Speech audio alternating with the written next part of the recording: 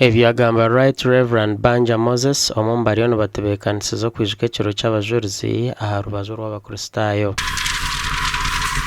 Ekyanga kya Rwenzori nicyo kirayebembera emikoro y'okwijuka ekiro ky'abajulizi kandi aba bari mu Rwenzori Diocese, East Rwenzori Diocese, Fort Portal City, Bunyoro Kitara eri omu Hoima City, Masindi Kitara eri omu Masindi District, East Rwenzori eri omu Kamwenge District, West Rwenzori omu Rubundubujo District hamwe na South Rwenzori omu Kasese District.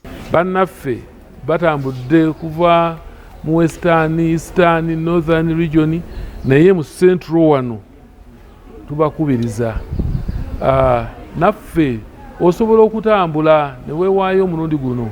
Ate kirinamu n'ekyobulamu mubaamu engeri gy'okolamu n'exercise.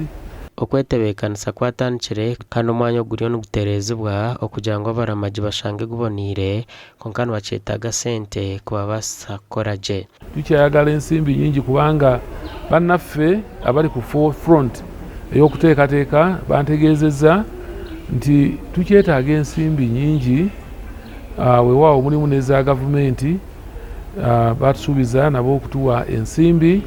Bwe nakomye okwogera ne ssentebe w'enteekateeka eno nga ndaga nti waliwo obubonero obulaga nti ensimbi ezo zijja kujja naye nga tukyakubiriza abalala bonna eyo gye muli muweereze ensimbi. Gasha kwa Jime Muhumuza.